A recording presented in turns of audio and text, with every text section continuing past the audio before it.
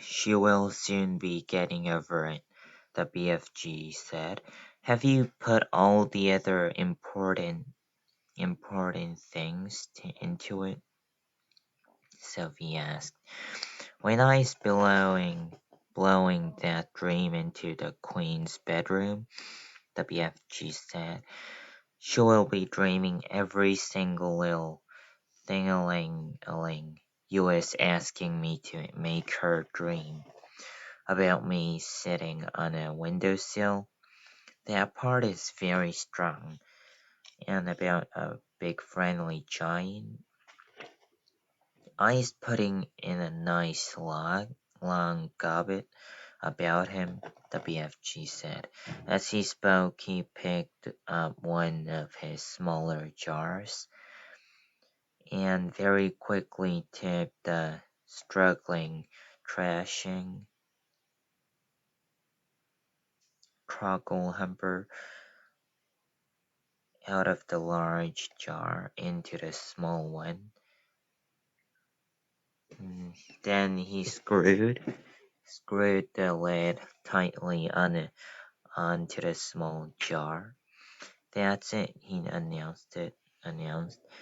We's now ready. He fetched his suitcase and put the small jar into it. Why bother you to take a great big suitcase when you've only got one jar? Sophie said. You could put the jar in your pocket. The BFG looked down at her and smiled. By goggles, he said, taking the jar out of the suitcase. Your head is not quite so full of grim sludge after all. I can see you was not born last week. Thank you, kind sir, Sophie said, making a little curtsy from the tabletop. Is you ready to leave? The BFG asked. I'm ready, Sophie cried. Her heart was beginning to thump at the thought of what they were about to do. It really was a wild and crazy thing. Perhaps they would both be thrown into prison. The BFG was putting on his great black cloak. He tucked the jar into the pocket. In his cloak, he picked up his long trumpet-like dream blower. Then he turned and looked at Sophie, who was still on the tabletop. The dream bottle is in my pocket, he said. Is you going to sit in there with it during the travel? Never, cried Sophie. I refuse to sit next to that beastly thing. Then where is you going to sit? The BFG asked her.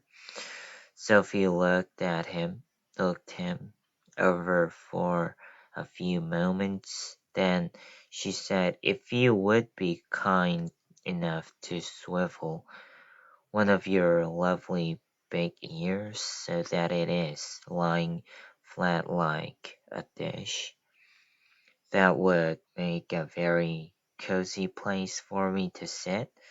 By gumbo, that is a squackling good idea, the BFG said. Slowly, he swiveled his huge right ear until it was like a great shell facing the heavens.